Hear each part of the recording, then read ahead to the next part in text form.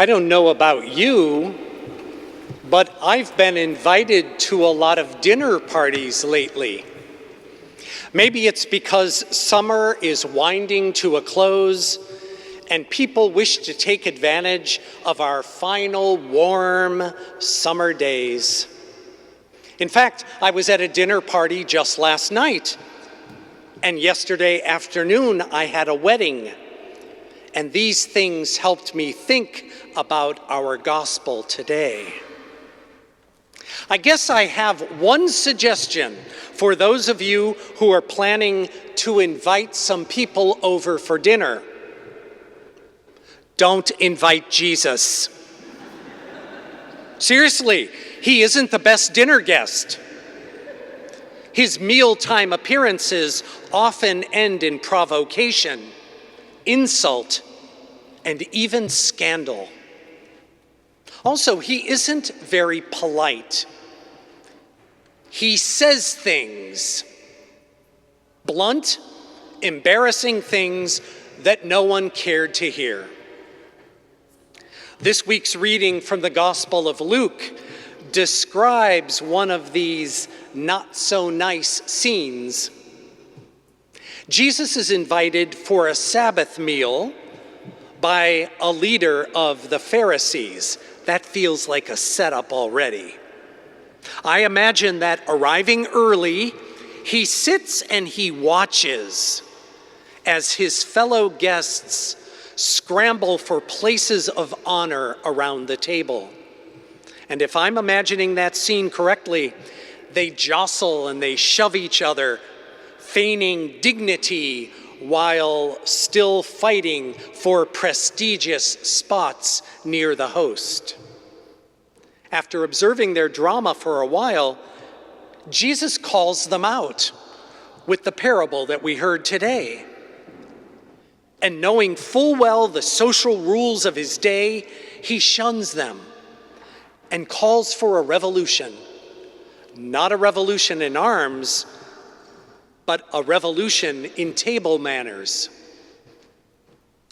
He tells the fancy people to sit in the lowest places at the table. Then he encourages the host not to invite her friends or her family, but rather to invite the most disadvantaged people in their society. Those who could never return the invitation or repay her in any way.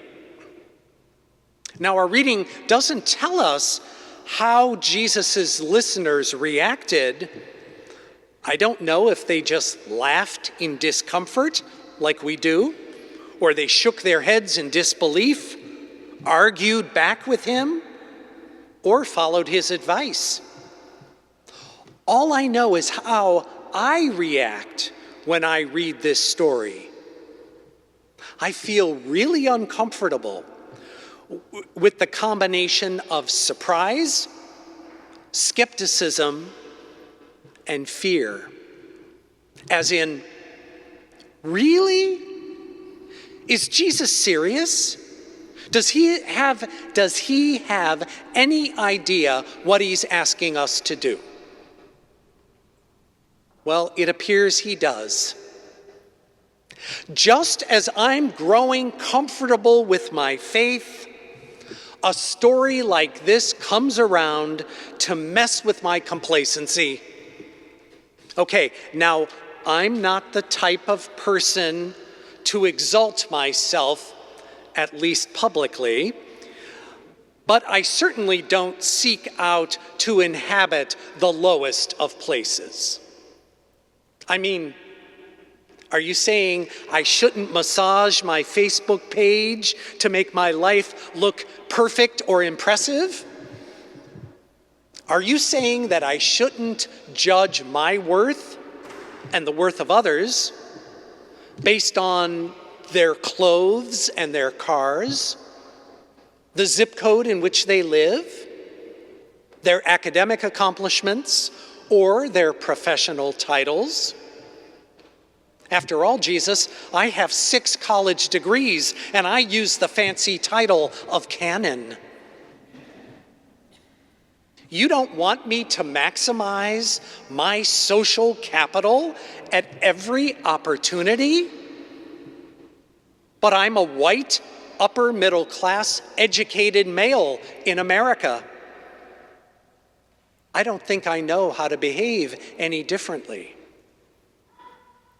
Jesus, are you asking me to ignore the pecking order? Or worse, upend it? Don't network? Don't schmooze? Don't jostle for attention? Are you saying I need to open my heart and my home to people who can do nothing for me? People that I have no affinity for? People that I can't impress or earn favors from? Why on earth should I do that? Because Jesus insists on it. Because this is what God wants from us. The great reverser of all of our priorities, our hierarchies, and our values. God who turns us inside out and upside down because there is no end to the miserable human game of who is in and who is out. Look at the problem parts in our world. It's all about who is in and who is out. And God's wisdom knows that our anxious scramble for greatness will lead to nothing but more anxiety, more suspicion, more loneliness, more hatred, and more devastation. Though we have such a hard time believing it, Jesus insists that God's kingdom is not a kingdom of scarcity. It's one of abundance, where all are already welcomed, where all are already loved, already known intimately, and already cherished. The currency of that kingdom is humility, not arrogance; generosity, not stinginess; hospitality, not fear. And the table at the center of that kingdom has so many seats, and all of them are premier seats, all of them honorable seats that we don't have to scramble and exhaust ourselves to secure a good spot anymore, because the place of honor is already ours. But let's face it, humility is a tricky thing. We too easily conflate it with self-effacement and low self-esteem. Even if we manage to define it in healthy ways, humility betrays us. The very instant at which I proclaim that I am humble, I am not.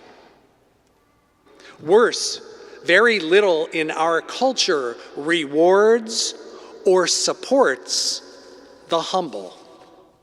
Whether it's entertainment or politics, sports, or even religion, we in Western cultures have an unhealthy admiration for the loudest, the biggest, and the greatest.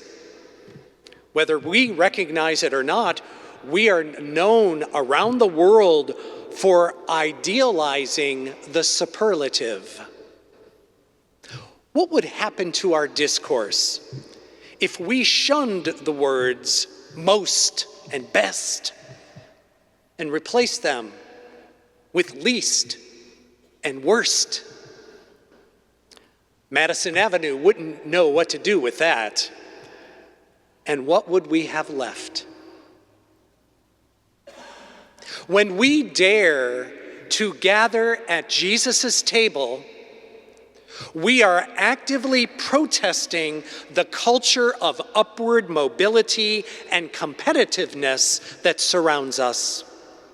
There is nothing easy or straightforward about this because it requires humility and hard work over a long period of time.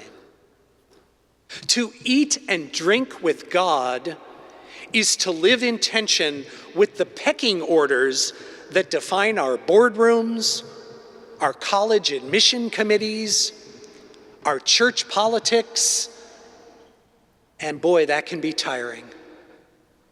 But it's what we're called to do, to humble ourselves and to place our hope not in ourselves, but in a radically different way of being in the world.